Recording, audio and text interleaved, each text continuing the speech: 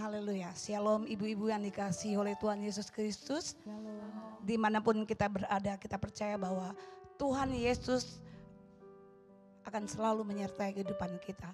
Sekalipun kita tidak beribadah saat ini di gereja, tetapi kita percaya Tuhan Yesus akan selalu menyertai kehidupan kita. Untuk itu mari kita berdoa, kita minta kuasa Allah bekerja dalam ibadah kita pada saat ini. Mari kita berdoa. Kami percaya Tuhan, Engkau Allah yang luar biasa, Engkau Allah yang perkasa dalam hidup kami. Engkau tidak pernah meninggalkan kami. Dan biarlah Tuhan saat ini kami tundukkan hati kami untuk menyembah Tuhan. Kami tundukkan hati kami untuk meninggikan nama Tuhan.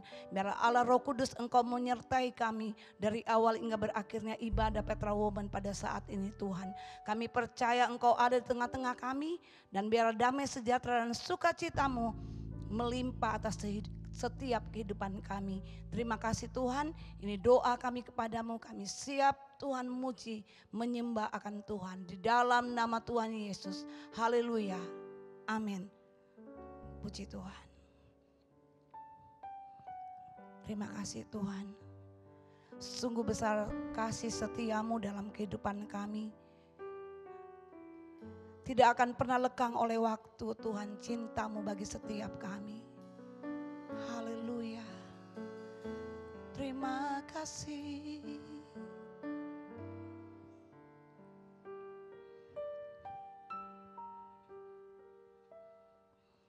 Sungguh besar setiamu, Kau nyatakan bagiku.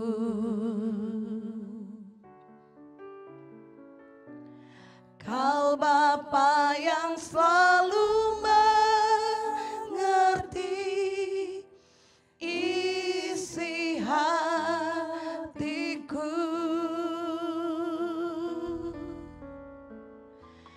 Kemuliaan-Mu Kau janjikan,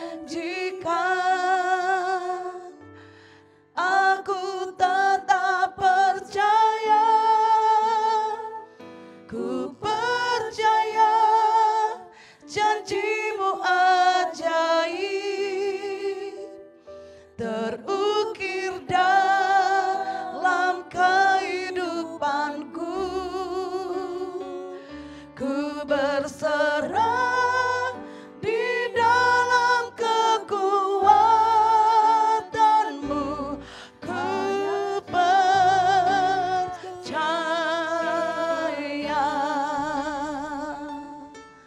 Terima kasih Tuhan Yesus.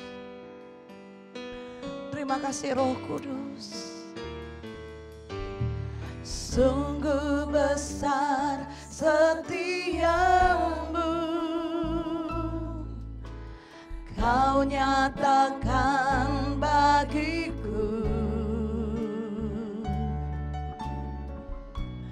Kau Bapa yang selalu mengerti isi hatiku. Kemuliaan-Mu, kemuliaan-Mu Kau janjikan, aku tetap percaya. Ku percaya janji-Mu ajaib, amin, terukir dalam kehidupanku. Ku berserah di dalam kekuatan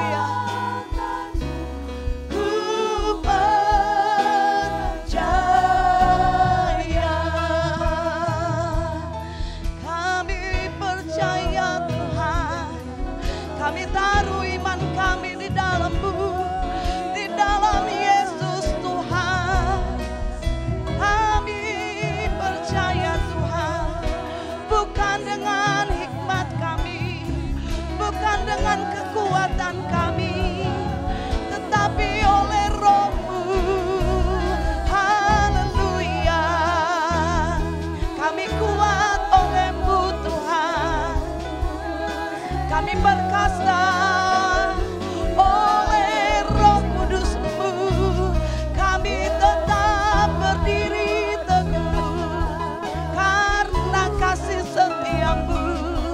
Terima kasih, terima kasih, terima kasih Tuhan, terima kasih Yesus, terima kasih.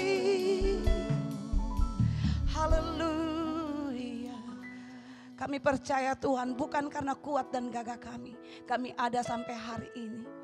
Tapi semua karena anugerah Tuhan, karena kekuatan-Mu. Untuk itu Tuhan, kami mau terus memuji meninggikan Engkau. Karena kami percaya bukan karena gagah kami, tetapi berbahagialah orang yang mengandalkan Engkau. Terima kasih Tuhan. Ini doa kami kepadamu. Lebih lagi kami memuji Engkau dalam nama Tuhan Yesus. Haleluya.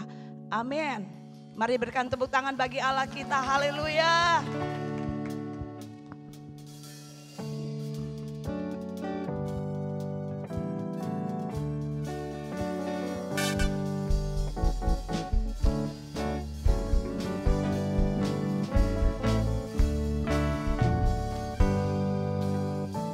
Percayalah kepada Tuhan dengan segenap hatimu, dan jangan bersandar kepada pengertianmu sendiri.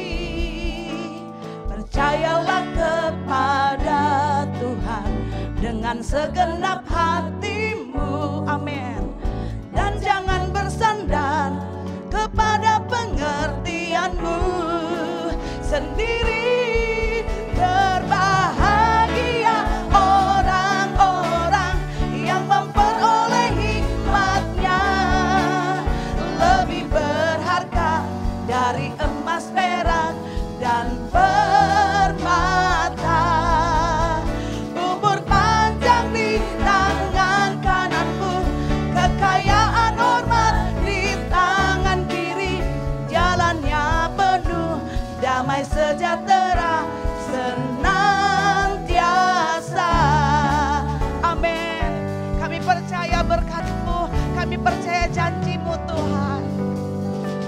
Percayalah kepada Tuhan dengan segenap hatimu, dan jangan bersandar kepada pengertianmu sendiri.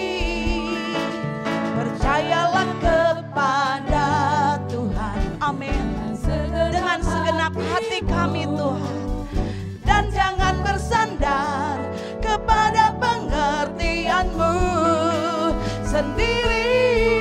Berbahagia orang-orang yang memperoleh hikmat-Nya, lebih berharga dari emas, perak, dan permata.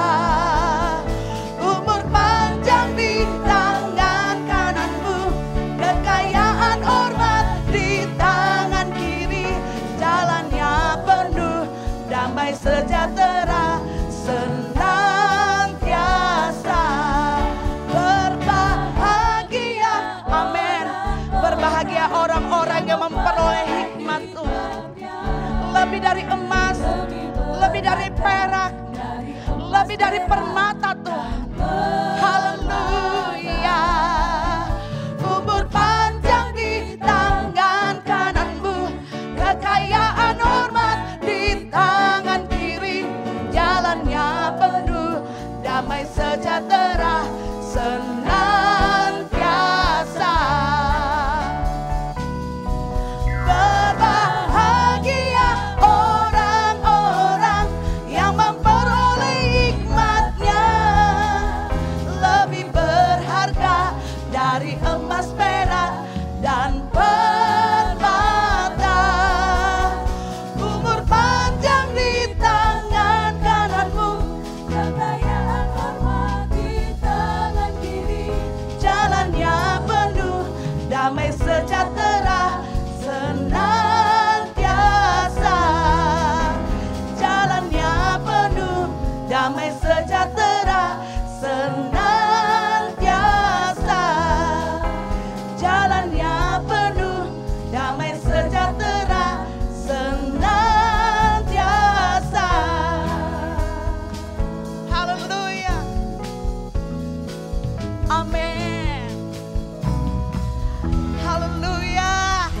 Puji Tuhan.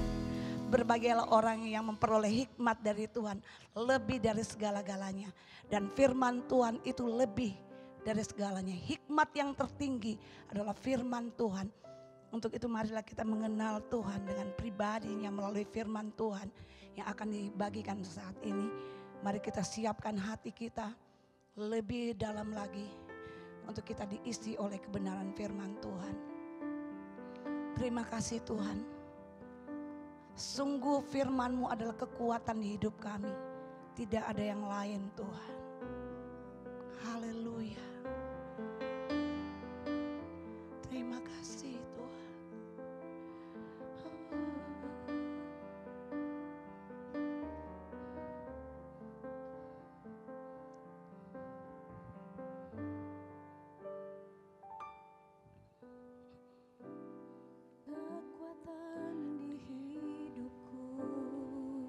Amin. Ku dapat di dalam-Mu. Haleluya. Kau teguhkan hatiku. Tiada yang mustahil bagi-Mu. Sekali lagi katakan. Kekuatan di hidupku, ku dapat di dalam-Mu. Kau teguhkan hatiku. Tiada yang mustahil bagi-Mu. Sebab aku percaya bukan karena melihat, namun karena firman-Mu yang selalu digenapi di hidupku.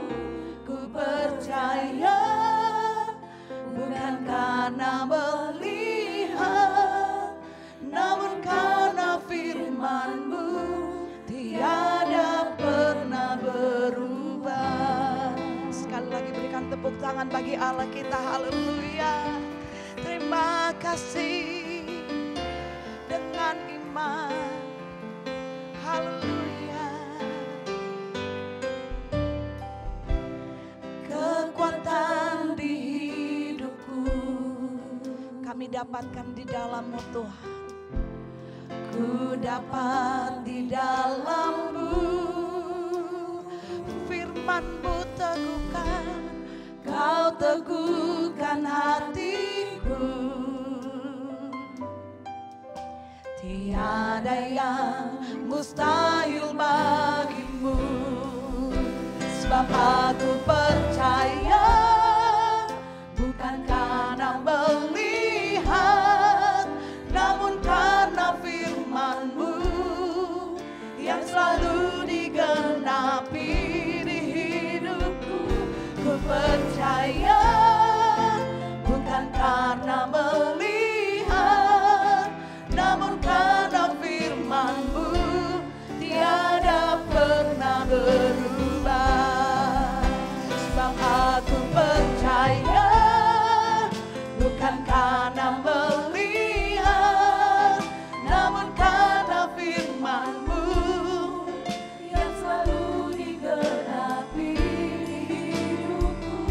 Ku percaya bukan karena melihat, namun karena firman-Mu tiada pernah berubah.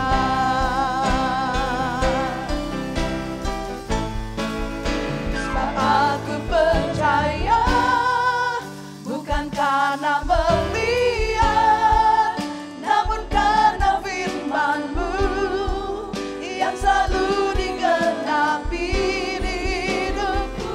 Ku percaya bukan karena melihat, namun karena firman-Mu tiada pernah berubah. Sekali lagi, ku percaya bukan karena melihat, namun karena firman-Mu yang selalu digenapi di hidupku, ku percaya bukan karena melihat, namun karena firman-Mu tiada pernah berubah.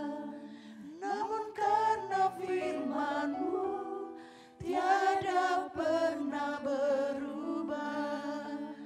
Namun karena firman-Mu tiada pernah berubah. Sungguh Tuhan, kami adalah orang-orang yang berbahagia karena kami kenal Engkau.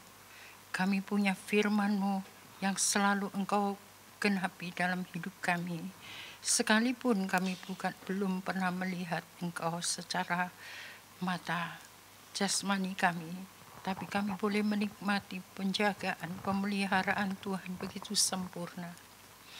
Sehingga sampai hari ini, walaupun banyak masalah yang terjadi di atas muka bumi ini, tetapi tetap Engkau memelihara kami, sehingga kami boleh menjalankan ibadah sekalipun hanya online, tetapi kami masih boleh mendapatkan makanan firman-Mu.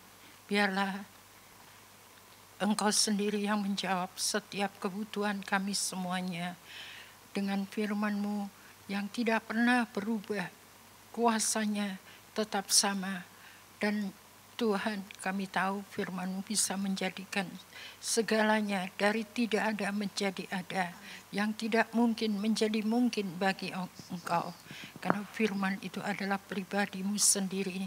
Sebab itu sebelum kami mendengarkan firman Tuhan, sucikan hati dan pikiran kami dari hal-hal yang tidak berkenan kepada Tuhan, supaya dalam menyambut firman-Mu, kami menyediakan hati kami sungguh-sungguh untuk menangkap isi hati-Mu dan untuk melakukan apa yang menjadi keinginan hati-Mu. Jikalau kita akan melihat kuasa Allah bekerja di dalam hidup kami, Amin. menjawab setiap doa-doa kami, Amin. bahkan memberkati apa saja yang kami kerjakan, karena firman-Mu tidak pernah. Ya Yesus. Tuhan, kami tahu firman-Mu tidak pernah kembali dengan sia-sia, tetapi Engkau akan melaksanakan apa yang Engkau suruhkan. Sebab itu Engkau tolong hamba-Mu juga. Amin. Biarlah pengurapan-Mu tetap bersama kami. Amin. Kami tidak sendiri, tapi Engkau di dalam kami di dalam Engkau. Dan kami boleh minta apa saja atas nama Tuhan, Engkau akan memberikan, mengabulkannya. Dan kami tidak minta apa-apa selain Engkau berbicaralah Tuhan. Engkau hanya pinjam mulut hamba-Mu dengan segala keterbatasan, dengan segala kelemahan, kekurangan.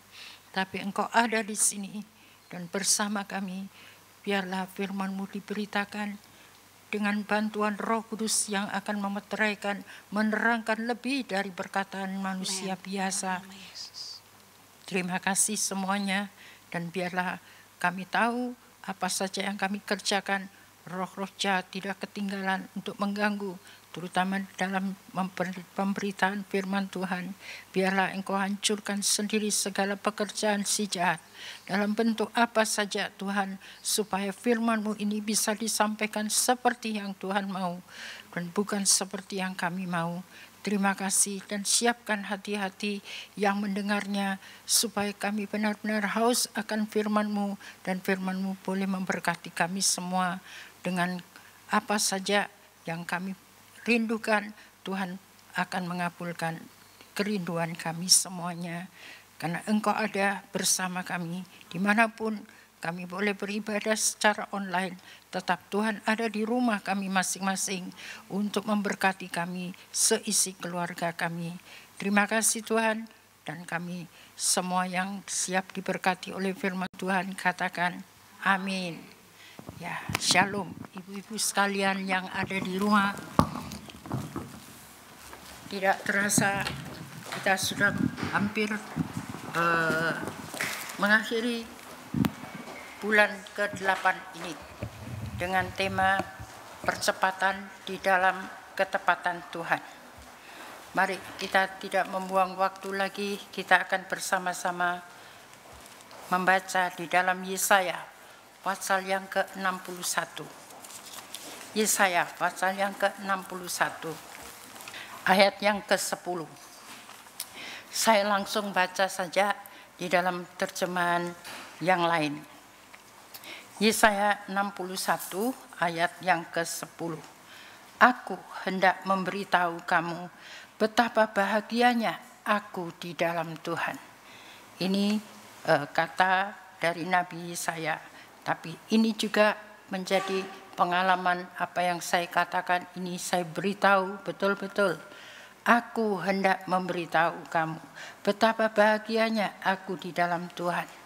Apa artinya bahagia di dalam Tuhan? Jikalau hidup kita digembalakan. Karena orang benar mendapati tempat penggembalaannya.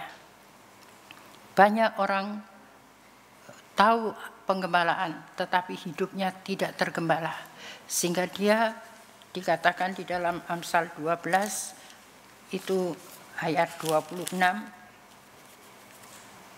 orang benar mendapati tempat penggembalaannya, tetapi jalan orang fasik menyesatkan mereka sendiri. Jadi walaupun dia digembalakan, tapi dia pakai jalannya sendiri, tetap itu akan menyesatkan dirinya sendiri. Padahal kalau hidup kita digembalakan, kita akan merasakan kebahagiaan. Kenapa? Ada lanjutannya. Ia mengenakan pakaian keselamatan kepadaku dan membungkus aku dengan jubah kebenaran. Kalau sesuatu yang dibungkus, bisakah terlihat di dalamnya? Sudah tidak, bukan? Nah ini, kalau ini dibungkus, tidak kelihatan di dalamnya. Begitu juga, kalau hidup kita dibungkus dengan kebenaran Allah, dengan firman Allah, maka segala kekurangan kita sudah tidak bisa terlihat lagi. Kebenaran sendiri juga tidak kelihatan. Harga diri kita, hawa nafsu kita, semua sudah dibungkus dengan jubah kebenaran. Banyak sekarang orang memakai jubah panjang, tapi orang Farisi. Banyak ayat-ayat di jubahnya, tetapi sayang dia cuma jubahnya saja, jubah kebenaran, tapi bukan dibungkus seluruhnya. Dari ujung rambut sampai telapak kakinya harus dibungkus dengan jubah kebenaran Allah. Sehingga orang Farisi itu hanya fasih untuk menyampaikan firman Allah, kebenaran Allah, tetapi sendiri tidak melakukannya. Itu kata firman, sehingga celaka ada kepada orang-orang tersebut. Nah, di sini saya kembali lagi ya tadi, bahwa ia mengenakan pakaian keselamatan kepadaku. Kita sudah tahu semua bahwa hanya di dalam dia ada jalan keselamatan. Sebab itu kita berbahagia, kita kenal Tuhan, entah caranya bagaimana, tapi buktinya kita selalu ada di dalam penggembalaan ini. Dan apa tadi? Membungkus aku dengan jubah kebenaran. Aku seperti pengantin pria dengan pakaian pengantin serta hiasan kepalanya, atau seperti pengantin wanita dengan segala perhiasannya. Saya tidak membahas pengantin pria, tapi pengantin perempuan, karena kita adalah, hari ini adalah kebaktian Petra Women. Jadi kalau kita dibungkus tadi itu dengan jubah kebenaran, maka kita dinyatakan seperti pengantin wanita dengan segala perhiasannya untuk menanti. Dan memang nanti Tuhan akan menjemput mempelainya yang sudah dihiasi, bukan dihiasi di salon mana saja. Di sini di Makassar banyak salon yang kita bisa berdandan di sana. Tetapi yang dimaksud di dalam Titus 2 ayat 9 sampai 10. Itu dalam terjemahan yang lain, mereka harus membuktikan bahwa mereka benar-benar dapat dipercaya dalam segala hal. Ini yang dimaksud menjadi perhiasan bagi pengajaran. Jadi kita harus bisa membuktikan dalam segala hal kita bisa dipercaya. Sebagai ibu bisa dipercaya, sebagai istri bisa dipercaya, sebagai anak Tuhan bisa dipercaya, sebagai karyawan bisa dipercaya, sebagai anak muda bisa dipercaya, sebagai yang masih masuk dalam pendidikan bisa menghargai pendidikan itu, tidak membuang waktu dengan sia-sia. Bahkan di dalam 1 Korintus 4 ayat 2 sampai akhir hidup kita ini harus dituntut bisa dipercaya. Jika kita tidak ingin pelayanan kita sebagai ibu rumah tangga, sebagai istri, ibu, oma, apa saja di rumah, kandas di tengah jalan. Apa artinya kandas? Tidak bahagia, tidak bisa memegang komitmennya. Komitmen itu seperti nazar. Jadi orang yang sudah memasuki dalam pernikahan itu seperti sudah bernazar di hadapan Tuhan. Dan harus digenapi. Sebab kalau tidak merusak pekerjaannya sendiri. Karena nazarnya tidak dipenuhi. Jadi inilah yang membuat kita tidak bahagia. Kenapa? Karena hidup kita tidak mau dikembalakan menurut yang Tuhan kehendaki. Sedangkan coba kita lihat di dalam Yesaya pasal yang ke-40 ayat yang ke-11. Yesaya 40. Yesaya 40 ayat yang ke-11. Seperti seorang gembala, inilah, ia menggembalakan kawanan ternaknya. Jadi penggembalaan ini bukan misi dari manusia biasa sebenarnya. Ini karyanya Tuhan. Tuhan juga pernah bilang kepada Petrus, Petrus, apakah engkau mengasihi aku? Apa perintah Tuhan? Kalau kamu mengasihi aku, gembalakan domba-dombaku. Domba di rumah, itu juga domba-domba. Domba di pekerjaan, itu juga kita melihat ada banyak teman-teman. Itu kalau kita diberikan hati, sebab bibir orang benar menggembalakan banyak orang. Jadi bukan soal gembala sidang atau bapak gembala, ibu gembala, itu tidak penting jabatan. Tapi fungsi dari seorang gembala, coba ini di sini ya. Seperti seorang gembala, ia menggembalakan kawanan ternaknya dan menghimpunkannya dengan tangannya. Jadi dia suka kalau domba-domba itu selalu berkumpul, berhimpun, seperti kita ada wadahnya untuk beribadah. Jadi orang yang menghargai penggembalaan, dia akan menghargai ibadah. Karena ibadah ini bukan buatan manusia, tapi kehendak Allah.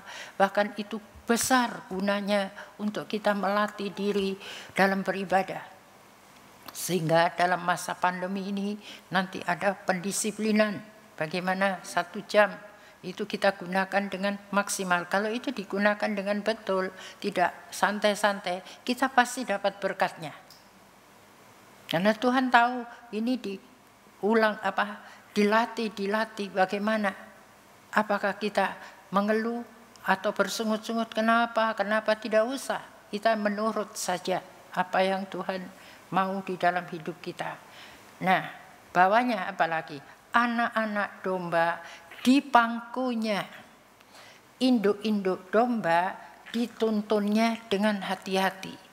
Jadi kalau kita sebagai ibu tidak menuntun anak kita sebagai domba dengan hati-hati, satu waktu domba itu akan menunjukkan reaksi.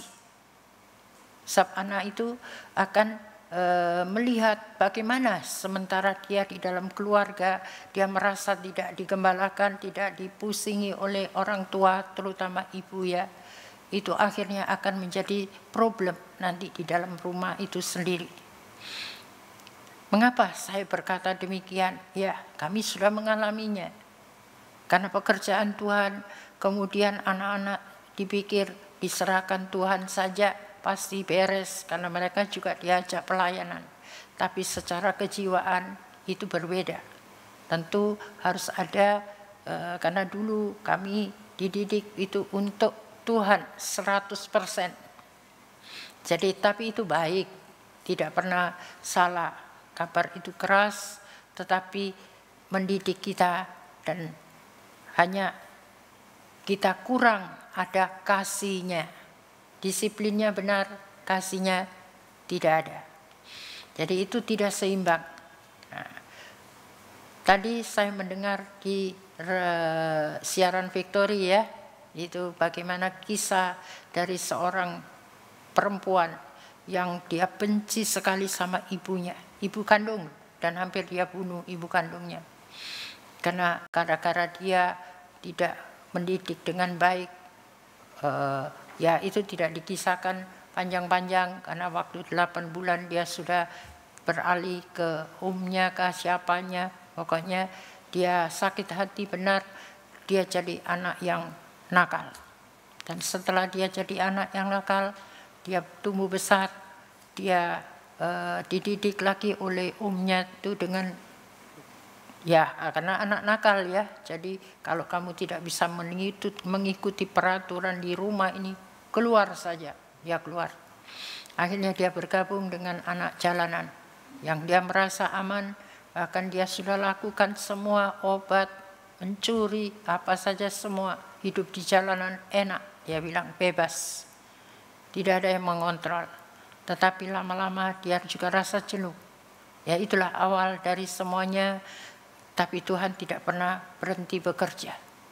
Akhirnya dia merampok untuk ya istilahnya menjamret ya, untuk dia punya perlu uang untuk dipanggil oleh siapa gitu ya dari Papua di Sorong sana, sehingga dia lewat ke Surabaya atau bagaimana singkatnya, akhirnya dia di sana dia bertemu dengan orang yang bisa mendidik dia untuk ada keteladanan.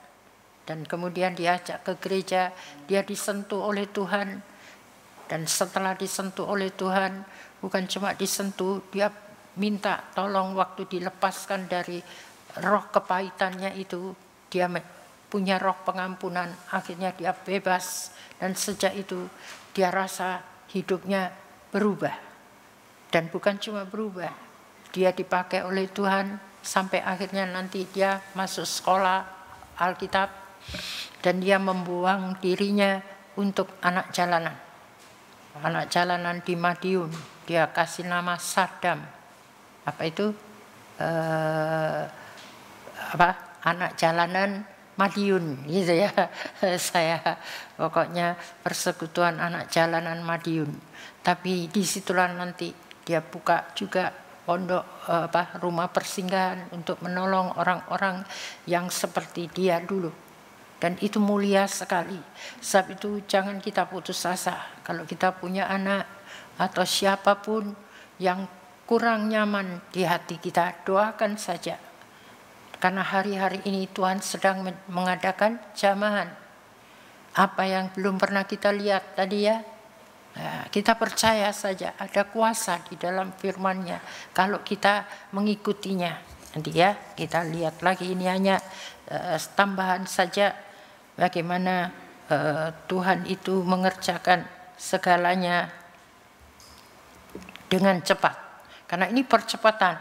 Kalau kita tidak ngerti percepatan, mari hari-hari ini kita lihat keadaan begitu cepatnya hari-hari berlalu. Ini sudah mau habis lagi bulan 8. Nah, kemudian tadi ya saya sudah katakan bahwa hidup kita perlu digembalakan tadi itu. Karena dia sendiri adalah seperti gembala. Nah, kemudian di dalam Yesaya 61 ayat ke-9, di dalam terjemahan yang lain, keturunan mereka nanti, mereka yang digembalakan dengan benar, keturunan mereka akan menjadi terkenal. Ini bukan terkenal namanya, dan dihormati di antara bangsa-bangsa, sehingga semua orang akan menyadari bahwa mereka adalah bangsa yang diberkati Tuhan. Nah, bangsa yang diberkati Tuhan itu apa tandanya tadi itu? Hidupnya kalau digembalakan. Ayo kita lihat lagi Mazmur 100. Saya sudah terangkan ya, tapi saya senang untuk baca sekali lagi. Untuk kita harus memiliki hati yang seperti ini. Mazmur 100 ayat 2 dan ketiga. Dikatakan, beribadahlah kepada Tuhan dengan sukacita, datanglah ke hadapannya. Tadi kan dia seperti domba ya, gembala yang mau menghimpun ternaknya tadi. Dengan sukacita datanglah ke hadapannya dengan sorak-sorai. Ketahuilah bahwa Tuhanlah Allah. Dialah yang menjadikan kita dan punya dialah kita, umatnya dan kawanan domba gembalaannya. Jadi kalau kita menjadi kawanan domba gembalaannya Tuhan, mendapati tempat penggembalaan yang benar, pasti kita selalu ingin beribadah. Kapanpun, bahkan biasanya itu hari-hari itu bisa cepat ya. Seperti hari sudah minggu lagi, mau cepat-cepat, mau ibadah lagi. Jadi kita harus selalu punya hati bahwa kita ini domba gembalaan Tuhan. Apa yang harus Tuhan kerjakan? Anak-anak domba dipangku. Nah, yang sudah dewasa dituntun. Berarti dalam penggembalaan itu ada perawatan yang khusus. Bagi orang muda ada ibadahnya sendiri. Petra Kids, Petra Teens, Petra Youth. Kepada yang induk ada Petra Women, kepada kawanan domba dihimpunkan semuanya, itu ibadah raya. Jadi kita semua tahu bahwa ibadah ini bukan sarana dari gereja, tapi sarananya Tuhan. Sehingga kita harus memasukkan diri. Kenapa? Coba kita lihat lagi tadi. Mazmur 102 ayat 19 mulai. Biarlah hal ini dituliskan lagi bagi angkatan yang kemudian. Jadi keturunan ya, ini harus terus kita beritahukan. Kalau mau bahagia, begini loh jalannya. Dan bangsa yang diciptakan nanti akan memuji-muji Tuhan. Sebab ia telah memandang dari ketinggiannya yang kudus. Tuhan memandang dari surga ke bumi untuk mendengar keluhan orang tahanan, untuk membebaskan orang-orang yang ditentukan mati dibunuh. Mati dibunuh oleh virus corona, Tuhan bisa meluputkannya. Tuhan mendengar. Kalau kita merindu Tuhan, berikan kesempatan untuk kami boleh beribadah. Saya cuma teringat surat yang ditulis oleh Bapak Gembala pada waktu beliau masih sakit yang dulu. Ada catatan kecil yang oret-oretannya saya temukan. Antara lain dia berkata begini, selama saya masih diberi kesempatan gitu ya, tidak di stop oleh Tuhan gitu katanya, untuk saya ingin terus memberitakan di mission trip gitu ya, itu kerinduannya selama saya masih belum di stop oleh Tuhan, dan itu sudah terjadi. Itu yang dulu. Bagaimana mujizat Allah terjadi dan itu mission trip dilakukan kembali. Dan saya percaya untuk hari-hari ini Tuhan akan naikkan levelnya lagi dengan keadaannya yang berbeda. Tapi ini janji. Coba kita baca lagi ya. Mana tadi? 102 tadi ayat 19 tadi ya. 20, 21 sudah, supaya, ini loh, supaya nama Tuhan diceritakan di Sion dan dia dipuji-puji di Yerusalem. Jadi kalau kita masih diberikan kesempatan untuk bisa beribadah, kita selalu punya kesaksian hidup bagaimana kita digembalakan oleh Tuhan, diberi rumput yang hijau, air yang tenang, dijaganya, dituntunnya ke jalan yang benar, ada kemurahan, kebajikan yang mengikuti sepanjang umur hidup kita, dan sebagainya. Apabila berkumpul bersama-sama bangsa-bangsa dan kerajaan-kerajaan untuk beribadah kepada Tuhan. Jadi kita tidak bisa main-main dengan soal ibadah semau gue. Ini sebenarnya kalau kita sudah hati kita tahu apa nilai penggembalaan, kita tidak sembarangan. Apa yang Tuhan inginkan supaya kita berbahagia. Nah, coba kita lanjut lagi. Yesaya 60 ayat 21. Yesaya 60. Yesaya 60 ayat 21 dan 22. Bagimu pendudukmu semuanya orang-orang benar. Mereka memiliki negeri untuk selama-lamanya. Mereka sebagai cangkokan yang kutanam sendiri. Kita ini cuma dicangkokkan dari bangsa Israel ya, bangsa kafir. Nanti kalau sudah genap bilangannya selesai. Sudah tidak ada lagi untuk kesempatan untuk kita mengenal Tuhan lagi di sini. Jadi penduduknya semuanya orang-orang benar. Jadi kalau kita mau kebenaran tadi tidak bisa. Kita harus dibungkus tadi ya. Sehingga Tuhan juga kirimkan Roh Kudus, roh kebenaran untuk menuntun kita sampai kepada seluruh kebenaran. Kemudian di sini dikatakan lagi tadi ya, mereka sebagai cangkokan yang kutanam sendiri untuk memperlihatkan keagunganku. Yang paling kecil akan menjadi kaum yang besar. Jadi tidak ada orang yang minder-minder lagi, tidak ada. Semua akan dipakai oleh Tuhan. Contohnya siapa? Gideon. Dia merasa saya suku yang paling kecil, yang begini begitu. Tapi Tuhan bilang apa? Kamu pahlawan. Dan kita sudah tahu di Yoel juga ada yang tidak berdaya katakan aku pahlawan. Jadi sebagai wanita jangan kita merasa saya ini tidak ada nilainya, saya cuma begini begitu, tidak ada. Tuhan berjanji yang paling kecil akan menjadi kaum yang besar dan yang paling lemah akan menjadi bangsa yang kuat. Aku Tuhan akan melaksanakannya dengan segera pada waktunya. Jadi kalau kita makin mengerti apa nilai penggembalaan ini, kita akan tahu bahwa Tuhan ini segera akan menggenapi janjinya. Yang lama kita tunggu-tunggu begini dan begitu, seperti seorang yang mengandung, pada akhirnya dia akan melahirkan. Itu yang saat ditunggu bukan? Tidak kapan mulai, ya terserahlah. Saya pikir tidak ada orang ibu hamil yang berkata demikian. Rasanya ingin cepat mau lihat bagaimana rupanya, bagaimana nanti keadaannya. Semua menjadi tanda tanya yang besar.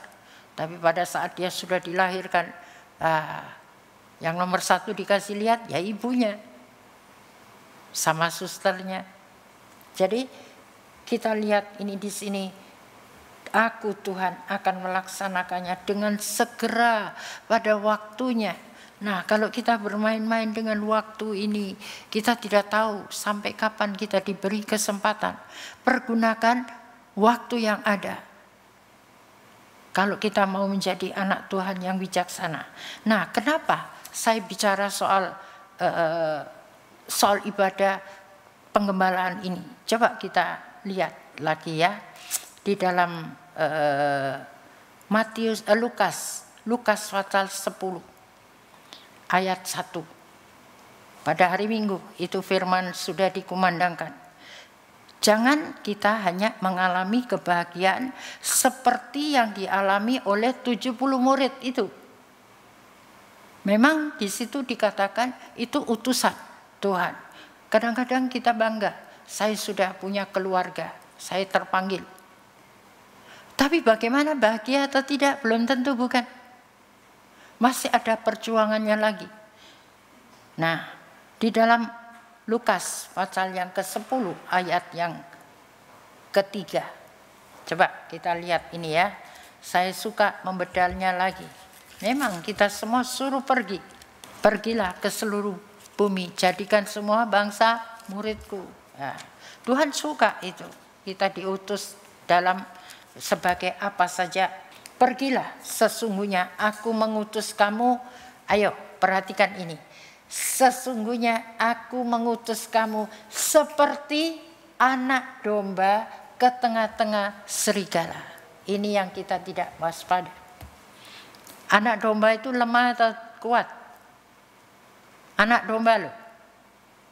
Diutus pergi tengah-tengah serigala. Kira-kira anak domba bisa dimakan serigala atau tidak? Bisa, karena dia belum tahu membela diri. Sebab itu anak domba mesti ada perawatannya, diasuh, dibesarkan, diajari. Ya caranya bagaimana kalau kita punya anak sekolah diajari, bukan? Ada TK-nya, ada SD-nya, SMP, SMU, kuliah kemudian berjenjang. Nah seperti itu juga kalau kita dalam utusan Tuhan, kita cuma sampai seperti anak domba saja, tidak ada pendewasaannya. Makanya tadi dikatakan dia mengembalakan tuh anak domba di pangkunya. Kalau sudah jadi induk dituntun dengan hati-hati. Berarti perawatan Tuhan itu beda-beda. Sayang, banyak anak Tuhan yang digembalakan bertahun-tahun, tapi bisa kalah dengan percobaan yang sepele saja. Padahal dia sudah jadi utusan Tuhan, sudah aktivis gereja mungkin, dia jadi apa saja di gereja. Tapi bisanya menghadapi virus yang kecil aja, takutnya bukan main. Seakan-akan Tuhan tidak berkuasa untuk, tadi ya kita sudah baca sendiri. Bagaimana kita bisa diluputkan, tidak harus mati terbunuh. Itu kedaulatan Tuhan.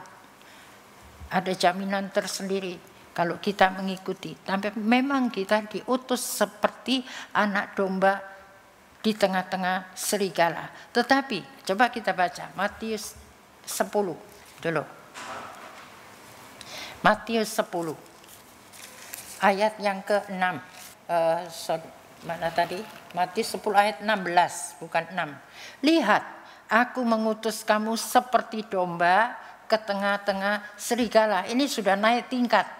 Betul? Tadi anak domba.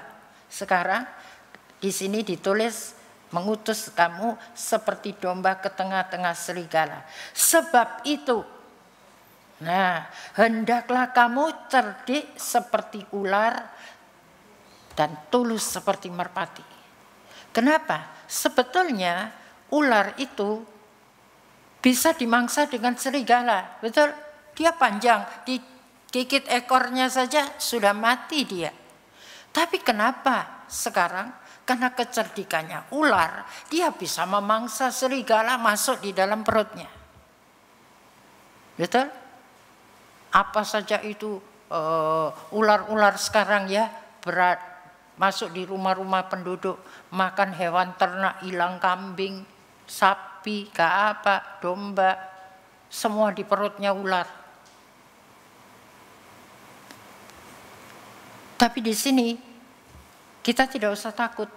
Kalau kita punya hati yang tulus, ada penjagaannya Tuhan sendiri untuk orang yang tulus. Tulus itu apa? Jujur. Coba saya ingat dulu. Sini saja, Mazmur 106. Mazmur 106, ya. Mazmur 106 ayat yang ketiga. Berbahagialah orang yang berpegang pada hukum, yang melakukan keadilan di segala waktu. Dalam terjemahan yang lain, berbahagialah orang yang jujur terhadap orang lain dan yang selalu adil dan baik. Ini pegang. Kalau hidup kita dikembalakan, kita pasti punya ketulusan, kejujuran. Kalau salah ya salah. Siapa yang mengaku dosanya? Allah itu setia dan adil, Dia hapus. Tapi harus mau disucikan lagi. Bukan cuma dihapus dosa ya, kemudian berbuat lagi, itu bukan kehendak Tuhan. Jujur kepada pasangan kita. Jujur kepada orang tua, kepada anak. Kalau kita salah, siapapun. Dan selalu adil. Dan jangan kita kadang-kadang anak-anak bisa komplain, loh itu mama lebih cinta dia daripada saya. Nah, ini juga kacamata pandangnya kadang-kadang juga anak bisa keliru. Tapi kadang-kadang ada betulnya juga. Karena mungkin anaknya ini satu lebih cantik atau ini lebih pintar, itu agak bodoh-bodoh. Jadi dia saking jengkelnya, dia tidak rasa, omongnya agak keras, agak kasar. Itu berpengaruh kepada anak-anak. Dulu saya tidak mengerti, tapi sekarang lebih saya mengerti ya, membedakan cucu-cucu saya, bagaimana caranya untuk dia menjadi anak-anak yang baik, tidak marahan, tidak malah murah senyum. Itu ada caranya sendiri. Tiga-tiga saya latihan. Apa yang harus saya kerjakan, walaupun saya tidak melihat, gitu ya. Kadang-kadang dengan cucu saya di Surabaya juga, saya juga maini dia, saya bisa berbincang-bincang dengan ikuti apa yang dia ingin, apa yang saya ingin, dengan apa lagi, cucu lagi ya, dari kakak saya punya anak itu juga. Walaupun umur 4 tahun, tapi bisa diajak omong-omong seperti orang dewasa. Gitu. Jadi ini betul-betul buat saya yang anak domba dipangku, yang ibu induk dituntun. Jadi tidak semua harus dipangku, nanti keberatan saya juga jatuh. Jadi kita topang menopang jika kita ingin berhasil kebahagiaan itu sampai pada akhirnya. Nah, saya belum selesai tadi ya, kita loncat saja tadi mana? Sudah tadi 21, 22 sudah selesai. Yesaya 60 tadi, 22 sudah ya. Kemudian di sini Yesaya 45 ayat 19. Tidak pernah aku berkata dengan sembunyi atau di tempat bumi yang gelap. Tidak pernah aku menyuruh keturunan Yakub untuk mencari aku dengan sia-sia. Aku Tuhan selalu berkata benar, selalu memberitakan apa yang lurus. Kita kembali lagi kepada 70 murid tadi. Coba kita lihat lagi. Supaya saudara tahu, jangan kita menjadi utusan apapun sudah berhasil kemudian kita senang-senang. Kita kembali kepada Tuhan, kita bercerita kepada Tuhan. Seperti murid-murid ini tadi ya. 10 ayat 17. Kembalinya ke 70 murid. Kemudian ke 70 murid itu kembali dengan gembira dan berkata, Tuhan, juga setan-setan takluk kepada kami demi nama-Mu. Wah, ini ada kebanggaan. Tuhan, saya hebat loh Tuhan. Doa saya manjur. Apa saja yang saya kerjakan, saya bisa membuat suamiku datang di kebaktian. Suamiku sekarang sungguh-sungguh, wah bangga-bangga. Terus di sini.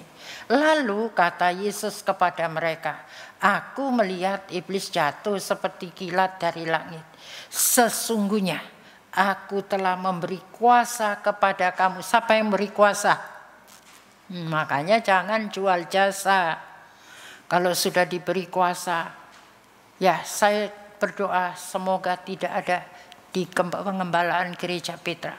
Sebiasa yang terjadi, banyak umat yang sudah mungkin meningkat jadi pengerja, jadi diaken, jadi apa, satu waktu bisa melawan gembalanya atau tidak? Bisa. Contohnya siapa? Musa juga dilawan bukan oleh orang Israel. Walaupun Musa sudah berjuang untuk membawa Israel keluar dari tanah Mesir, masih dia dapat cobaannya, diomeli, disunguti. Hanya tergantung pemimpinnya mau meladeni atau berdoa. Kalau saya pilih berdoa, biar Tuhan yang bekerja. Saat berdoa, Tuhan bekerja, Tuhan menggerakkan tangannya. Jangan tangan kita yang bergerak. Baku pukul meja, pukul apa saja, sehingga pecahlah gereja. Kita perlu berdoa supaya hati Tuhan sebagai gembala yang memantau gembala-gembala kecil, jangan sampai berbuat sembarangan dengan domba-domba. Domba-domba juga tidak boleh berbuat sembarangan kepada gembalanya. Supaya jangan terjadi hal-hal yang seperti 70 murid ini. Coba kita lihat lagi ya. Sesungguhnya aku telah memberikan kuasa kepada kamu untuk menginjak ular dan kalajengking, dan kuasa untuk menahan kekuatan musuh, sehingga tidak ada yang akan membahayakan kamu. Nah, musuh kita di rumah siapa? Pasangan kita, pembantu kita, atau anak-anak kita, tetangga kita, mertua kita, menantu kita. Kan musuh orang 2 lawan 3 dalam seisi rumah. Itu tidak usah diributi. Tuhan bisa menahan. Kita diberi kuasa untuk menahan diri. Tidak duel di situ. Sehingga tidak perlu kita takut bahaya begini begitu. Karena Tuhan pasti akan membela. Namun demikian, ini ya yang perlu kita simak di sini. Itu kuasa ada di dalam tangan kita. Tapi ini lebih penting. Namun demikian, janganlah bersukacita karena roh-roh itu takluk kepadamu.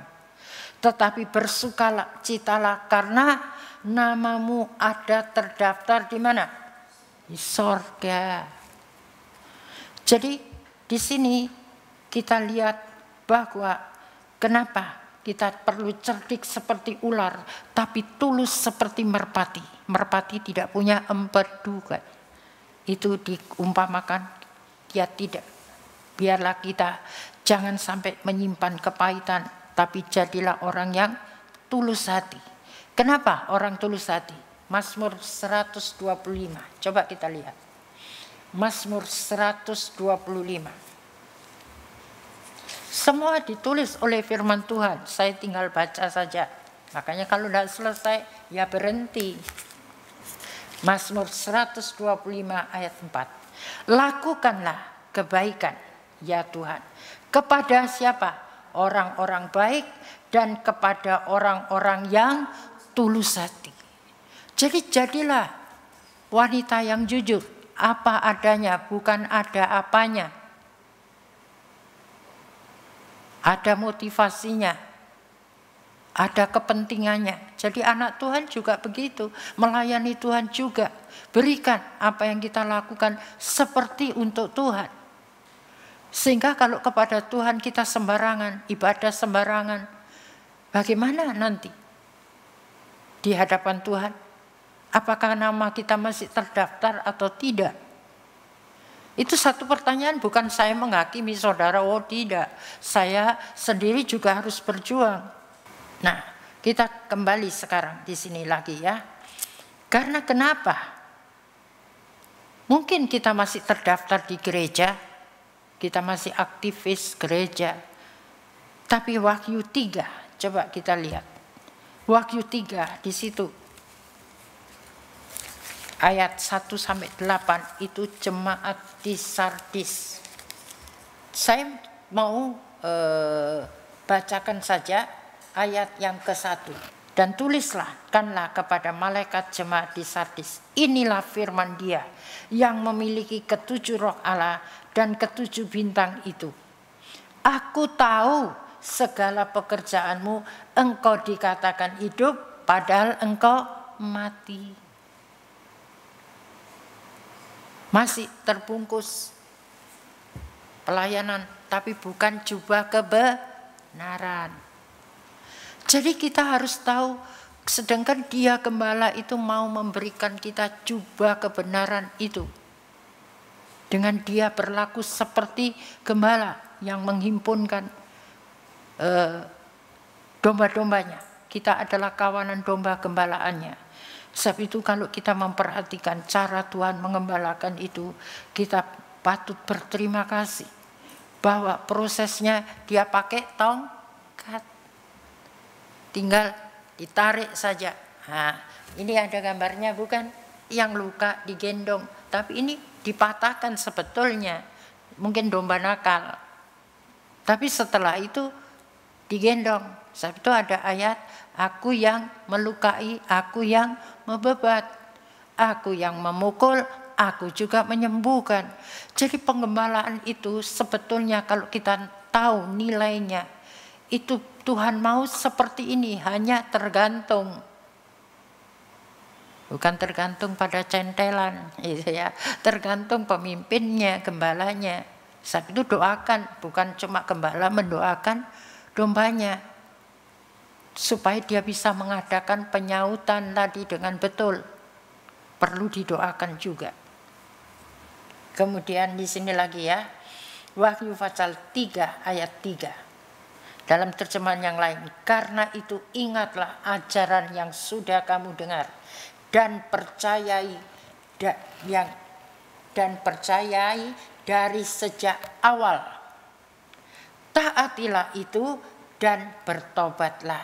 Kalau kalian menolak, tidak menjaga rohanimu supaya hidup kembali, ini dibiarkan rohani kering, rohani sudah suam-suam kuku, semua dibiarkan santai-santai,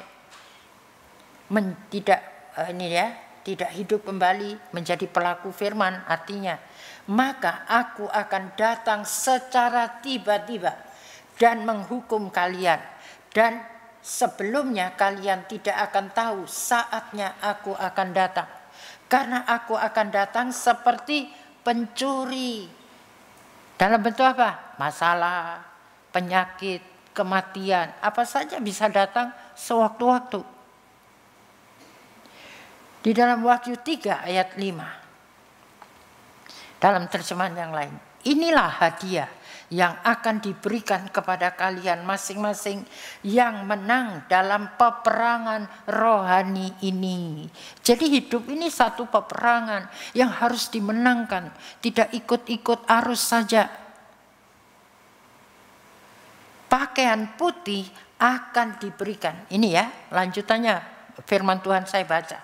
Pakaian putih itu akan diberikan kepadamu dan namamu tak akan kuhapus dari buku kehidupan. Nah, sebagai anak Tuhan, ingin atau tidak namanya terdaftar di buku kehidupan? Sekalipun kalau yang digembalakan pasti terdaftar di dalam gereja. Tapi kalau sudah pergi, pasti dihapus. Tidak mungkin sudah tidak mau digembalakan di sini, oh sudah mati, sudah dihapus. Padahal sebetulnya kalau kita mau merindukan, nama kita dihapus, jangan dihapus dalam buku kehidupan.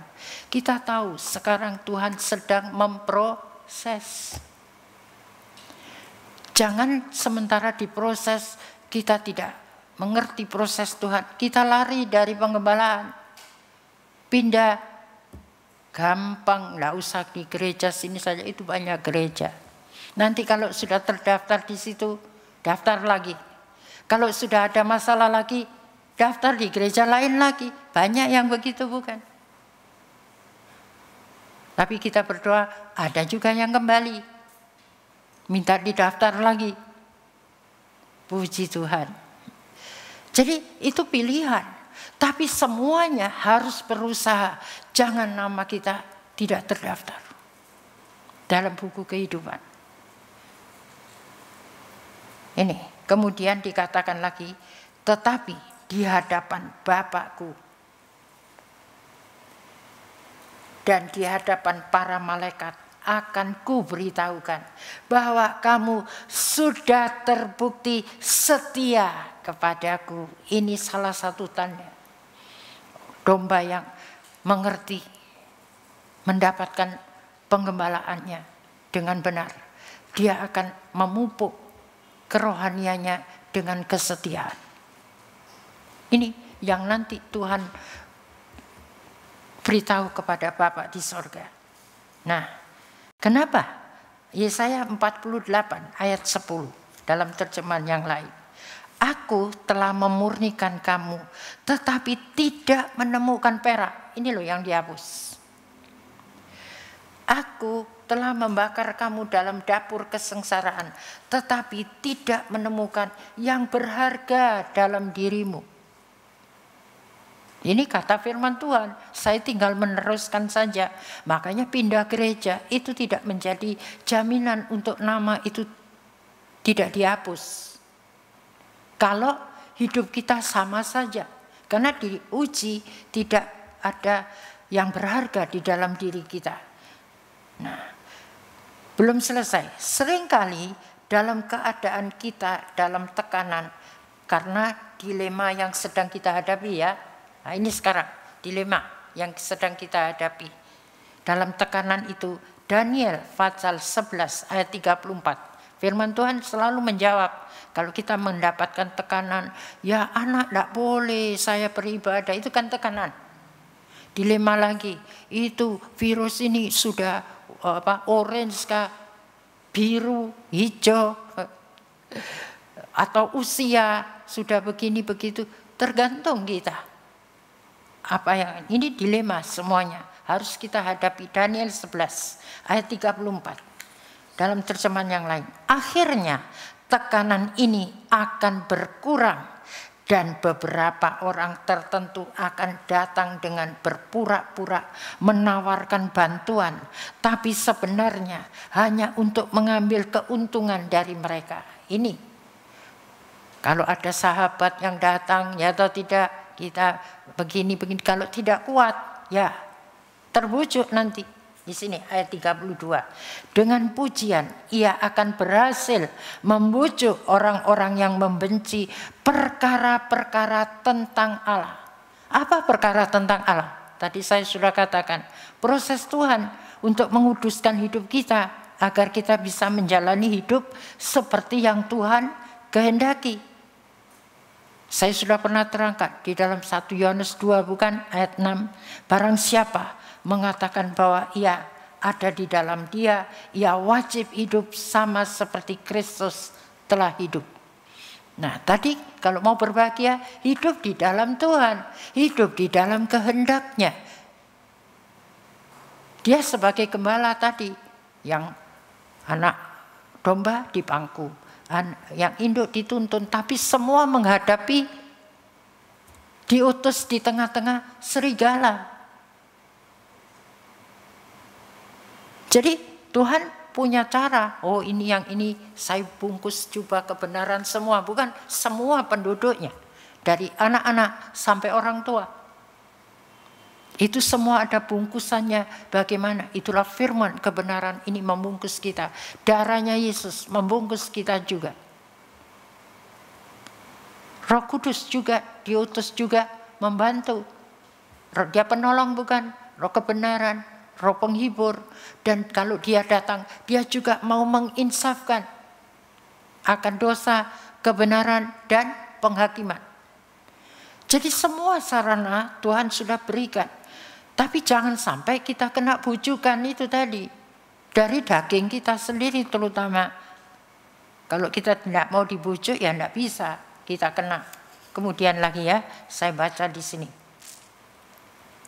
Ayat 35. sebagian, ini belum selesai tadi, sehingga mereka mau berpihak kepadanya, tadi kena bujukan. Tetapi orang-orang yang mengenal Allah dengan benar, secara pribadi dia sudah ketemu Tuhan di dalam doa-doanya setiap hari, di dalam persekutuannya dengan firman Tuhan, akan menjadi kuat dan melakukan perkara-perkara besar. Perkara besar apa? Sebab kalau kita sudah diberi Roh Kudus sudah datang, kita bisa melakukan perkara-perkara yang lebih besar dari apa yang sudah pernah Tuhan lakukan. Tentunya harus dengan pimpinan Roh Kudus. Seperti kata Roma 8 ayat 14, semua orang yang dipimpin oleh Roh Kudus adalah anak Allah. Yang bukan, ya jangan. Ayat 35, tadi ya, Daniel 11. Sebagian, ini perhatikan, sebagian dari orang-orang yang berhikmat, yang sudah mendapat karunia istimewa dalam perkara-perkara tentang Allah, ini loh, sudah mencapai, sudah tinggi sebetulnya, akan terserandung dan jatuh. Tetapi keadaan ini menjadi ujian untuk memurnikannya. Untuk memurnikan mereka, membersihkan serta menyucikan mereka sampai pada akhirnya semua pencobaan yang dialami mereka itu akan berhenti pada saat yang telah ditetapkan oleh Allah. Jadi proses itu pasti kalau kita sudah, Tuhan bilang selesai, cukup sampai di sini, gelombang-gelombang percobaan itu akan berhenti dan kita keluar sebagai pemenang yang namanya tidak akan dihapus dalam buku kehidupan. Nah, sekarang di sini ya, Yakobus 1. Ayo kita bedain dengan cepat.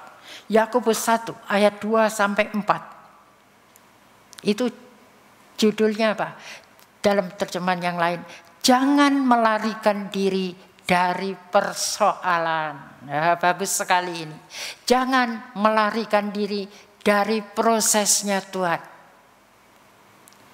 Saudara sekalian yang saya kasih, apakah kehidupan saudara sedang dilanda berbagai kesulitan dan cobaan? Betul kan?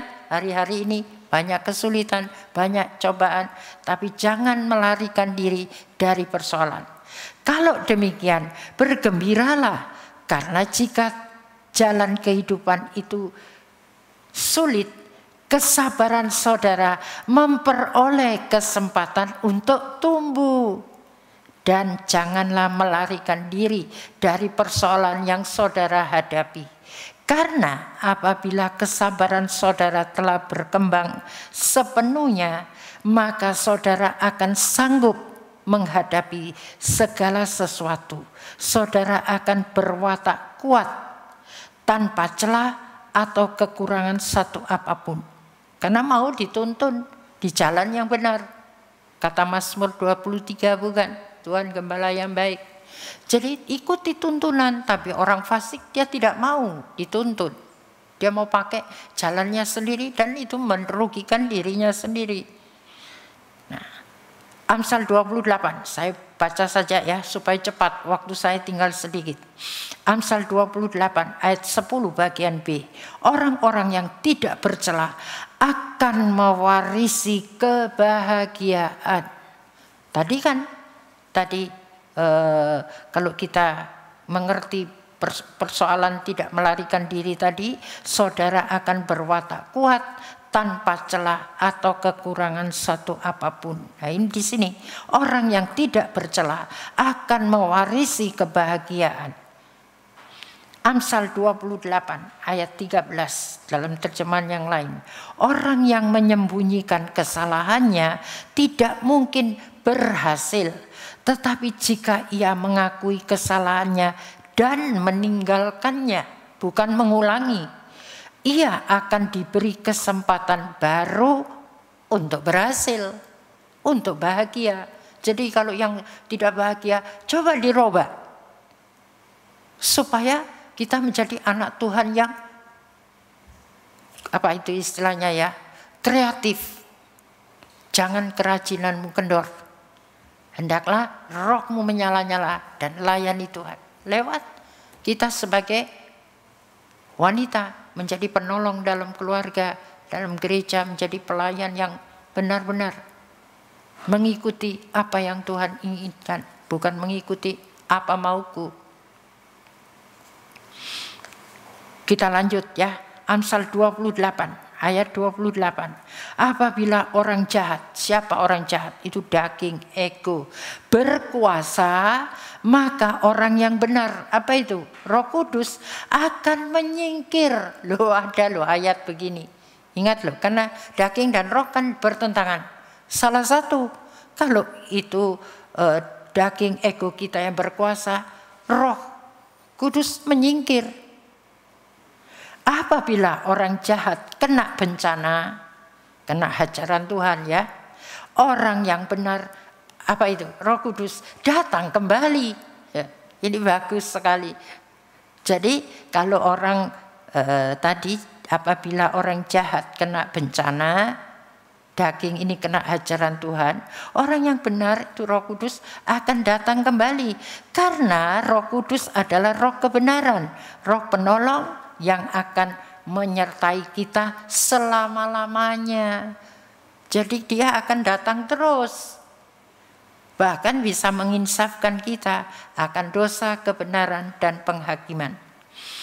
Amsal 22 ayat 3. Orang yang berhati-hati mempertimbangkan kesulitan-kesulitan yang mungkin harus dihadapinya dan bersiap-siap untuk itu. Nah ini loh, orang yang berhati-hati mempertimbangkan kesulitan-kesulitan yang mungkin harus dihadapinya. Dia tahu imannya jangan goyah. Kalau kita ditentukan harus mengalami kesusahan, tapi berserah penuh bersama Tuhan. Kita jalani. Kemudian apa ini tadi? Tetapi orang yang berpikiran picik, ini picik, bertindak sembrono dan menderita akibatnya. Ini yang melakukan tindakan dengan tergesa-gesa, menuruti hawa nafsunya, tidak tenang. Jadi kalau Anda dalam kepanikan, jangan ambil keputusan.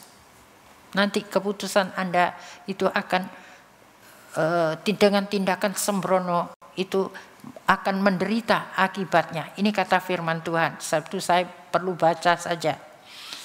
Amsal 22 ayat 6. Ajarilah seorang anak memilih jalan yang benar. Saya sudah ajarkan ini bukan? Sebagai anak domba tadi dipangku. Kalau yang induk dituntun dengan hati-hati, maka setelah dewasa ia akan tetap berada di jalan itu. Jalan yang lurus. Nah, untuk jalan lurus diperlukan hati yang juga lurus. Sebab di dalam Yesaya 26 ayat yang ke-7 kalau tidak salah ya, 26 ayat 7. Jejak orang benar adalah lurus, sebab engkau merintis jalan lurus baginya. Jadi ini tadi, kalau bukan Tuhan yang merintis jalan yang lurus, kita ini suka jalannya miring-miring. Lihat kalau anak belajar jalan, bagaimana? Jatuh bangun bukan? Mesti dituntun lagi, berdirikan lagi. Tapi tidak dibiarkan sudah, tidak usah jalan lagi nak. Ibu sudah capek, begitu. Nanti seumur hidup dia tidak bisa jalan. Kemudian lagi, di sini lagi ya, saya bacakan lagi. Amsal 22. Oh sorry, ya tadi ya ayat 5, ini belum. Amsal 22 ayat 5. Orang yang bengkok hati menempuh jalan yang penuh duri dan perangkap. Tetapi orang yang menyayangi jiwanya akan menjauhkan diri dari jalan itu. Dari jalan apa? Dari jalan yang bengkok. Karena orang benar itu suka jalan yang lurus. Apa artinya jalan lurus? Apa adanya. Orang yang lurus itu ya dia jujur saja. Dia tidak menyembunyikan, wah saya ngomong begini tapi maksudnya begini, enggak. Jadi kita belajar dari hal-hal yang kecil, itu harus kita punya kejujuran. Ayat 11 sekarang, Amsal 22 ayat 11 sampai 12. Orang yang menjunjung tinggi kemurnian hati dan kebenaran adalah sahabat raja. Enak enggak jadi sahabatnya raja? Jangan raja di atas dulu. Sahabat raja, pasangan saudara kan raja, kita permaisuri. Jadi jaga kemurnian hati kita dan jadilah istri yang benar seperti yang Tuhan mau. Pasti Anda akan terus jadi sahabatnya raja. Sahabat seperti persahabatannya Yonatan dengan Daud. Apapun dia tidak bisa sampai pada akhirnya ya. Nah, itu baru sahabat manusia. Tapi kalau jadi sahabatnya raja di atas segala raja, wah, duduk di sampingnya, jadi mempelainya Tuhan tadi itu. Kita lanjut sekarang. Tuhan memelihara orang yang lurus hatinya, tetapi ia merusakkan rencana-rencana orang jahat, walaupun tampaknya jalannya lurus.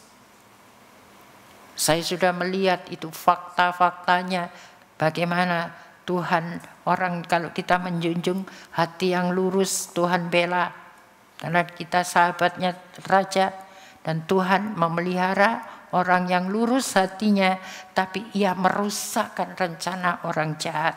Ini saya sudah membuktikan, saya tidak usah berkisah lagi di sini.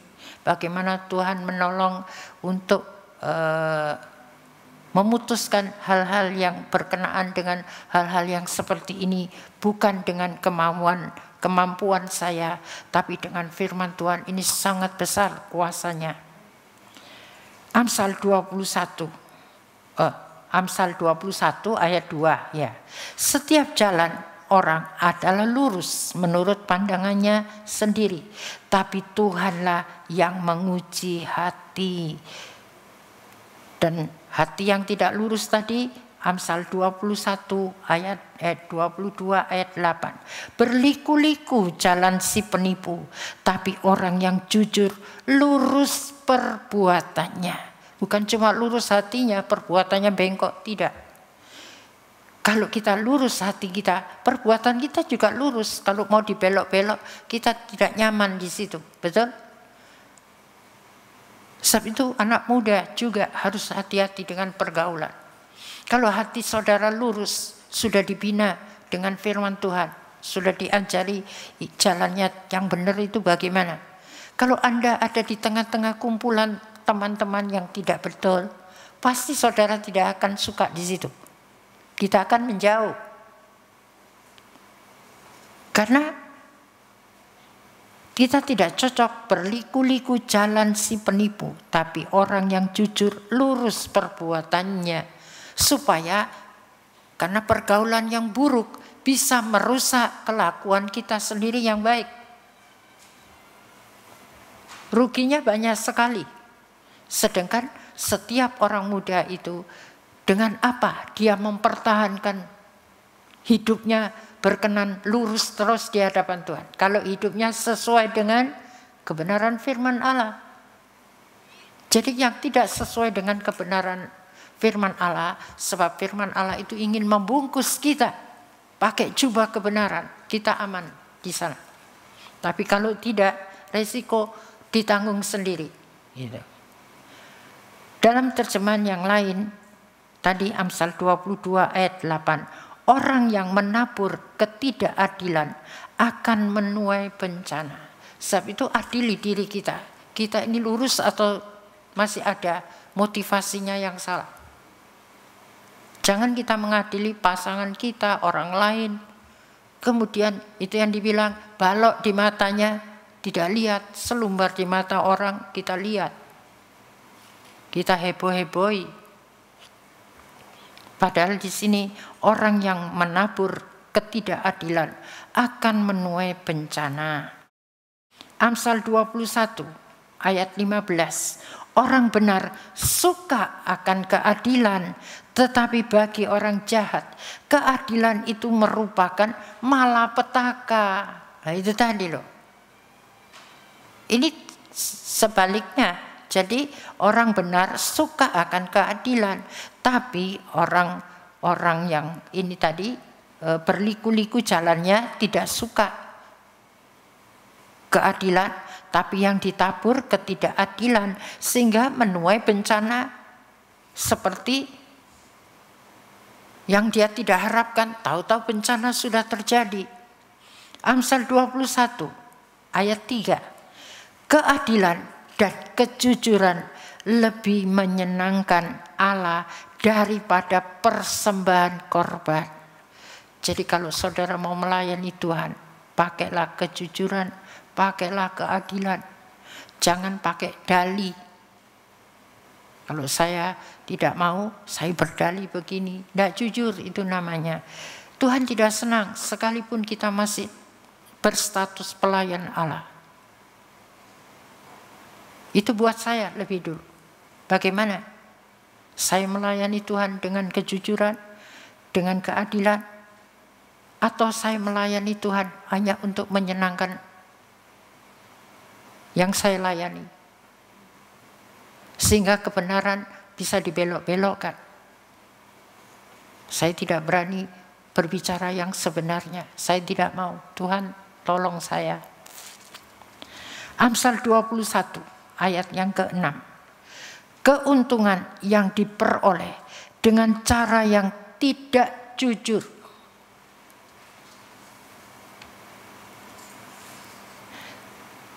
tidak tahan lama dan membawa orang kepada kebinasaan. Berarti termasuk kalau kita membangun keluarga, rumah tangga, tidak ada kejujuran,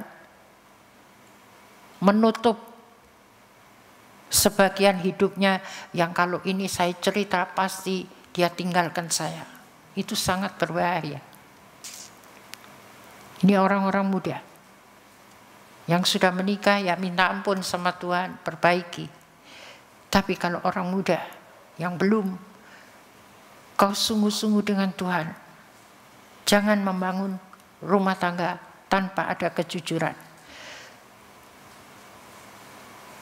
Baik yang sudah berumah tangga juga jangan ada kepalsuan antara suami, istri, anak, orang tua, majikan, karyawan, karena kasih itu tidak boleh pura-pura. Itu tidak akan tahan lama. Seperti kata Amsal 14 ayat 1. Wanita yang bodoh bijaksana membangun rumah dengan tangannya, tetapi yang bodoh meruntuhkan dengan tangannya sendiri. Jadi jangan kita asal membangun rumah tangga, tapi kenyataannya tidak bahagia. Tidak tahan lama berarti tidak bahagia dan membawa orang kepada kebinasaan. Sedangkan kalau mau bahagia, ayo kita baca Mazmur 119. Mazmur 119 ayat 1 sampai 3.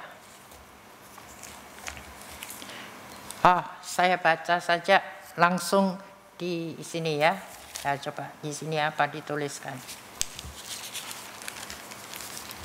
Mazmur 119. Berbahagialah orang-orang yang hidupnya tidak bercela, yang hidup menurut Taurat Tuhan. Saya langsung saja dalam terjemahan yang lain di sini. Berbahagialah semua orang yang sungguh-sungguh menaati hukum Allah. Apa hukum Allah? Firman Tuhan. Yang sungguh-sungguh, jangan separuh-separuh. Setengah taat sama dengan tidak taat. Jadi yang mau berbahagia kepada semua orang. Berbahagialah semua orang yang sungguh-sungguh menaati hukum Allah. Yang kedua, berbahagialah semua orang yang mencari Allah. Tentu dengan segenap hati. Di sini ditulis. Ini ya. Ini. Berbahagialah orang-orang ayat 2 yang memegang peringatan-peringatannya, yang mencari Dia dengan segenap hati. Jangan separuh-separuh. Sehingga kalau kita mencari Tuhan dengan segenap hati, tidak ada kita mau menyia-nyiakan jam ibadah. Makanya kalau 1 jam kita bisa hemat waktu di situ. Tapi yang praktis, ini bukan ketakutan, tidak. Saya juga tahu batas. Yang penting kita tetap menjaga prokes yang pemerintah minta. Kemudian di sini tadi, apalagi tadi ya, kedua tadi sudah. Yang ketiga, yang selalu, jadi berbahagialah yang selalu melakukan kehendaknya, yang selalu. Bukan sebentar lakukan kehendaknya, sebentar tidak. Tidak. Kalau kita ingin berbahagia di dalam Tuhan tadi ya, di dalam penggembalaan yang Tuhan percayakan, di mana kita digembalakan, lakukan, selalu melakukan kehendaknya. Apa saja bagian kita, bagian yang tidak boleh kita lakukan, jangan dilakukan. Dan yang keempat, yang tidak melakukan kejahatan dan hanya berjalan pada jalannya Tuhan. Tidak melakukan kejahatan. Bagaimana caranya tidak melakukan kejahatan? Ikutlah jalan yang lurus tadi. Karena jalan Tuhan, aku selalu memberitahukan yang lurus. Bahkan Daud sendiri minta dituntun di jalan yang lurus, rata. Kalau keliru, selidiki aku Tuhan. Jadi di sini sungguh-sungguh kita lihat caranya Tuhan untuk membuat kita berbahagia. Tadi kita sudah nyanyi, bukan juga ada itu berbahagia orang yang punya hikmat gitu ya. Lebih dari emas, perak, apa tadi segala macam. Nah, saya percaya ujian itu diteguhkan oleh firman Tuhan. Kalau kita mau hidup berbahagia, baik sekarang, tidak kita berbahagia nanti di sorga, tidak. Berbahagialah yang dipanggil pada pesta nanti. Tapi sini sekarang kita juga mau berpesta. Saya tidak mau di sini menderita terus. Tidak ada sukacitanya. Menjadi gembala juga saya juga tidak mau. Walaupun itu indah, tetapi selingannya juga ada. Bukan kalau ke mall saja berbahagia. Di rumah pun kita bisa berbahagia, kita bisa bersukacita. Ya, ini kali saya tutup sampai di sini. Jadi saya tidak mencuri waktu, saya kelebihan waktu tidak apa-apa. Mari kita sama-sama bangkit berdiri. Kita menyanyi tadi ya, Engkau ada di setiap musim. Asal kita bersama dengan Tuhan, kita pasti akan selalu mengalami hal-hal yang indah. Engkau ada bersamaku di setiap musim hidupku. Tak pernah kau biarkan ku sendiri.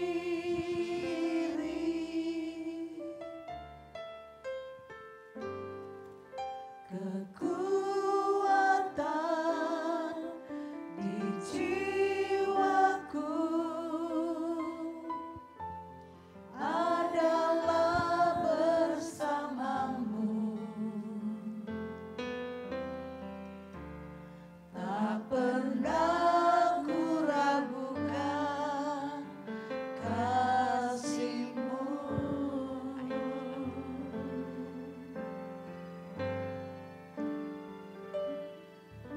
Engkau ada bersamaku di setiap musim hidupku. Percayalah bahwa Tuhan selalu menyertai. Kau Dia tidak akan biarkan kita sendiri.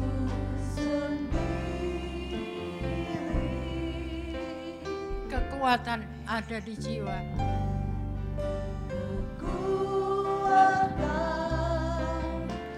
Jiwa yang haus akan Tuhan. Karena Dia akan membawa kita di padang rumput yang hijau dan air yang tenang.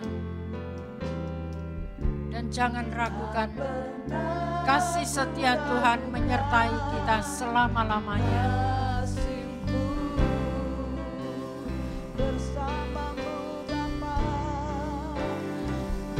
Bersamamu Bapa, ku lewati semua perkenananmu yang teguhkan hatiku. Engkau yang bertindak, memberi pertolongan,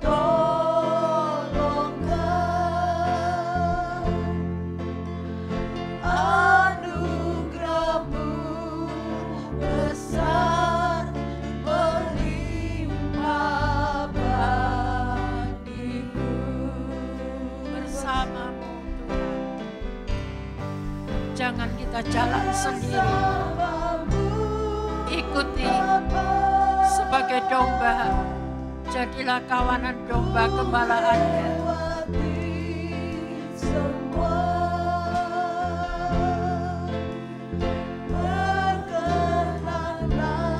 Biarlah ibadah kita menjadi perkenanan Tuhan. Untuk meneguhkan hati kita. Bagaimana caranya kita menyenangkan hati Tuhan. Supaya di saat kita dalam kesulitan menghadapi masalah, Dia akan bertindak memberikan pertolongan. Sebab anugerahnya Tuhan itu besar, melimpah, bukan limit.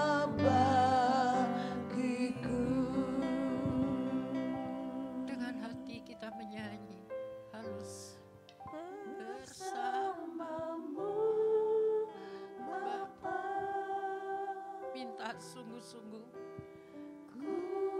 Setelah kita diperdengarkan firman Tuhan, bahwa Tuhan mengutus kami di tengah-tengah serigala, tapi kami harus memiliki ketulusan seperti burung merpati yang tidak punya kepahitan, hal-hal yang tidak menyenangkan hati Tuhan. Jagai kami Tuhan, jagai.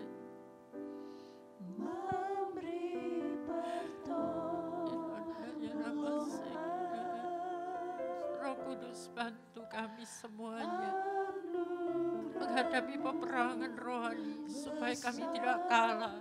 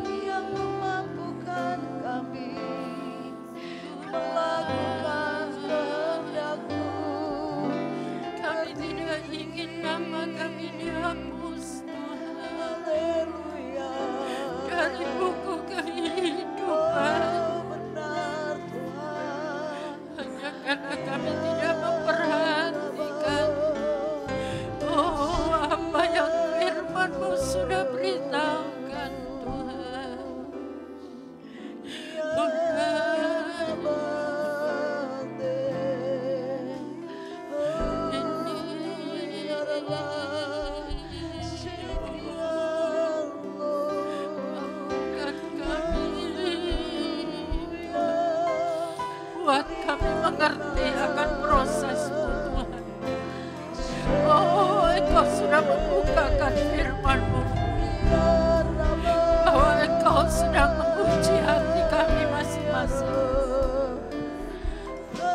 Jangan sampai kami terserandung dan jatuh karena tidak memahami proses pemurnian, pengujian ini.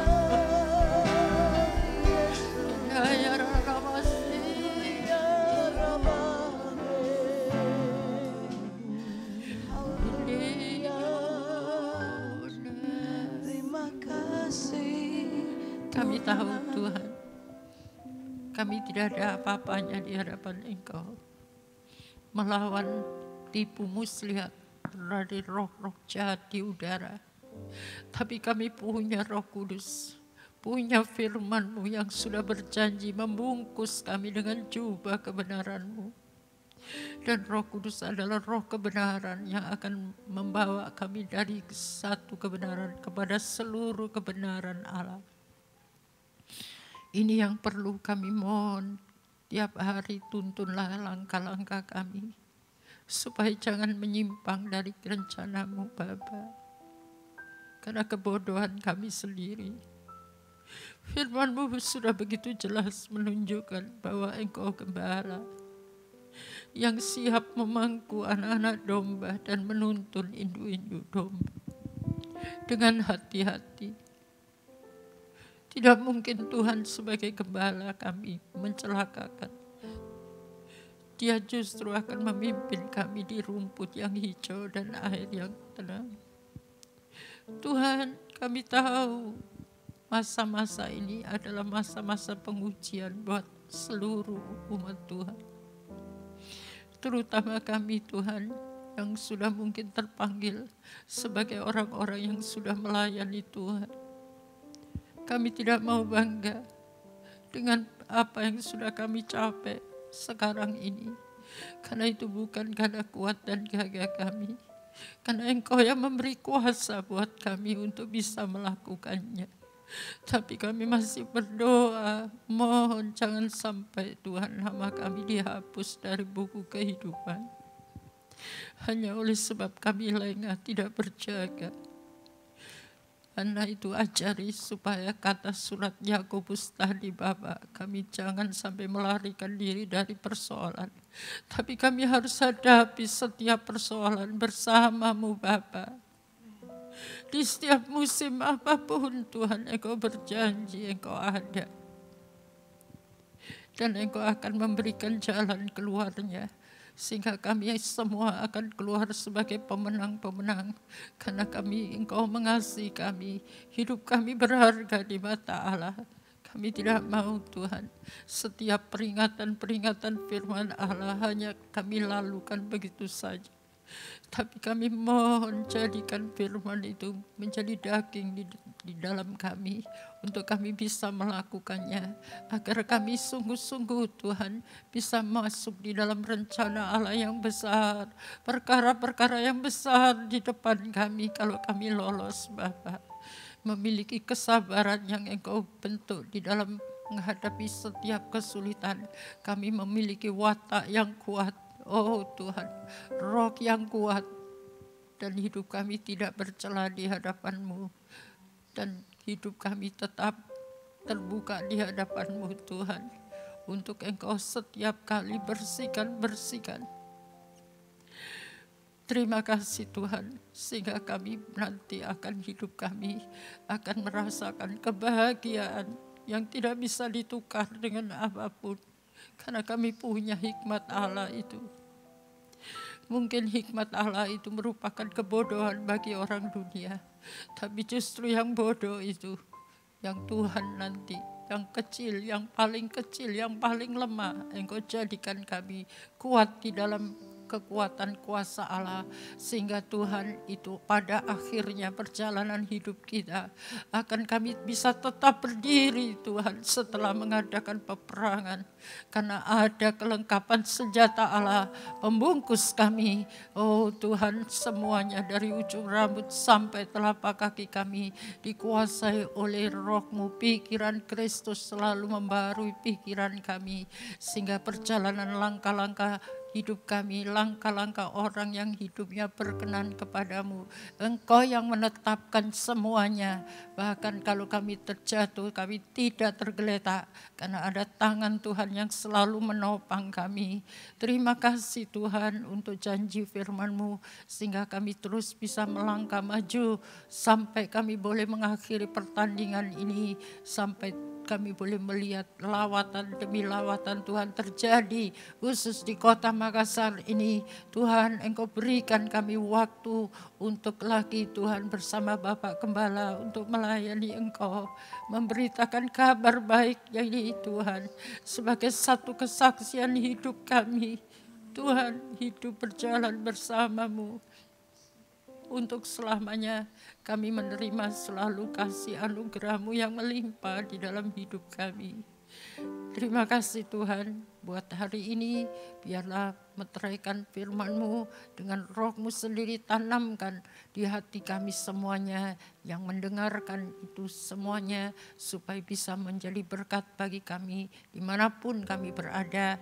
Dan biar berkat itu sekarang turunkan juga di dalam keluarga masing-masing. Tuhan, diberkatilah pernikahan Anda semuanya, diberkatilah keluarga saudara, diberkatilah pelayanan saudara. Amin. Baik di rumah, di mana saja saudara melayani Tuhan, hidup kami dengan seluruh anak cucu kami menjadi berkat bagi banyak orang. Terima kasih Tuhan, berkatilah kota kami Makassar. Amin. Oh Tuhan, berkatilah bangsa kami Indonesia. Amin. Supaya kami keluar dari kemelut yang sedang terjadi di bangsa ini, dan supaya nama-Mu dimuliakan di kota dan bangsa kami. Terima kasih Tuhan, Engkau berkati pemerintahan dari Bapak Presiden sampai jajarannya, supaya berikan hikmat mengatasi semua apa yang sedang terjadi di bangsa ini, supaya segera berkat Allah dicurahkan Tuhan, untuk kami boleh memuliakan Tuhan dengan bebas, dengan tidak ada batasan-batasan lagi. Kami bisa beribadah dengan memuaskan Tuhan terutama. Terima kasih Tuhan. Dalam nama Yesus kami sudah berdoa, dan yang sudah terima berkat katakan amin. Selamat malam.